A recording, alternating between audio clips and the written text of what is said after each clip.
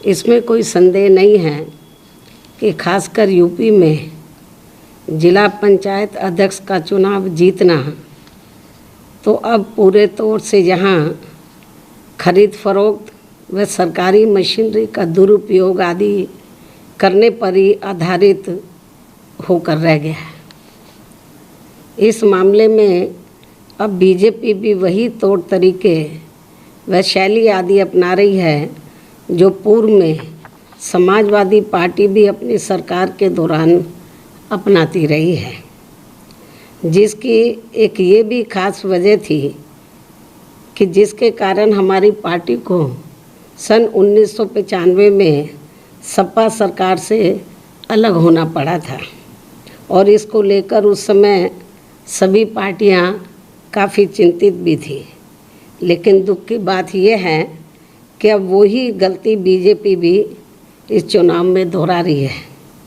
जिससे यहाँ लोकतंत्र की जड़ें भी काफ़ी कमज़ोर हो रही हैं, जो ये अति दुर्भाग्यपूर्ण व निंदनीय भी है। इसलिए बीएसपी ने इस समय प्रदेश में हो रहे जिला पंचायत अध्यक्ष के चुनाव को नहीं लड़ने का फैसला लिया है और पार्टी के लोगों को ये निर्देशित किया है कि वे इस दौरान इस चुनाव में अपना समय व एनर्जी आदि लगाने की बजाय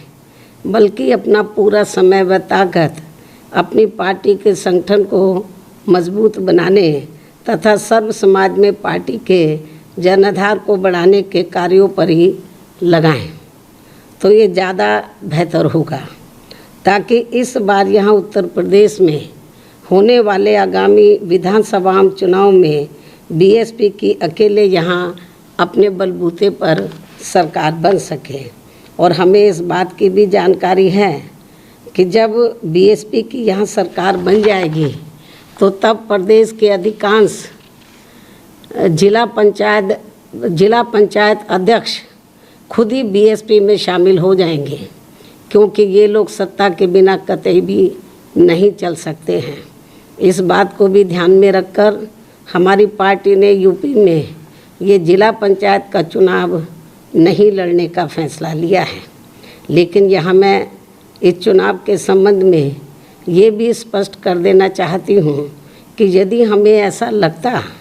कि ये चुनाव निष्पक्ष होने वाला है तो फिर हमारी पार्टी ये चुनाव ज़रूर लड़ती और हमारे काफ़ी जिला पंचायत के अध्यक्ष भी ज़रूर चुनकर आते। हालांकि बीएसपी ने अपनी सरकार के समय में चाहे छोटा चुनाव हुआ हो या बड़ा चुनाव हुआ हो, उसमें ऐसी कुछ भी बेईमानी व धांधली आदि नहीं होने दी है, जिससे लोगों का लोकतंत्र में विश्वास बना रहे। मुझे पूरी उम्मीद है कि प्रदेश की जनता यहाँ लोकतंत्र को बचाने के लिए मेरी इन सब बातों को ज़रूर गंभीरता से लेगी और यहाँ इस बार आगामी होने वाले विधानसभा चुनाव में बीएसपी की ज़रूर सरकार बनाएगी। लेकिन इसके लिए यहाँ बीएसपी के लोगों को विरोधी पार्टियों के सभी साम दाम दंड भेद आदि हथकंडों से भी ज़रूर सावधान रहना है, क्योंकि विरोधी पार्टियां एक सोची समझी रणनीति व साजिश के तहत खासकर मीडिया के जरिए अभी से ही ये एक अफवाह फैलाने में लग गई है कि बीएसपी इस चुनाव की तैयारी के लिए जितनी सक्रिय होनी चाहिए उतनी नज़र नहीं आ रही है, ताकि पार्टी के लोगों का अभी से ही इस चुनाव में उत्साह कम हो जाए। जबकि उन्हें ये मालूम होना चाहिए कि कोरोना महामारी की पहली लहर के ढीले पड़ते ही मैं फरवरी महीने के शुरू से ही यहाँ लखनऊ में मौजूद हूँ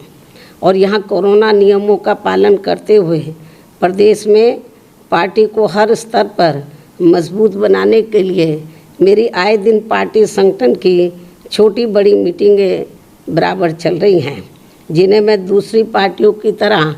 दर्शाने के लिए रोज़ाना मीडिया आदि को नहीं बुलाती हूँ।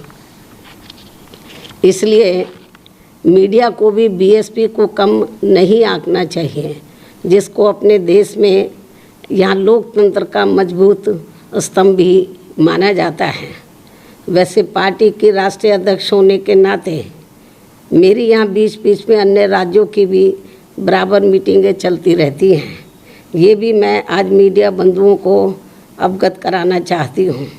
इन्हीं ज़रूरी बातों के साथ ही अब मेरा यूपी की जनता से उनके हित व कल्याण के लिए यही कहना है कि यूपी को बचाना है, सर्वजन को बचाना है, बीएसपी को सत्ता में लाना है व जरूर लाना है। यही समय व प्रदेश की आम जनता की मांग भी है। इसलिए चुनाव में बीएसपी का यही मुख्य नारा व उद्देश्य भी होगा। इस उम्मीद के साथ ही अब मैं अपनी बात यही समाप्त करती हूँ। जय भीम, जय भारत व धन्यवाद।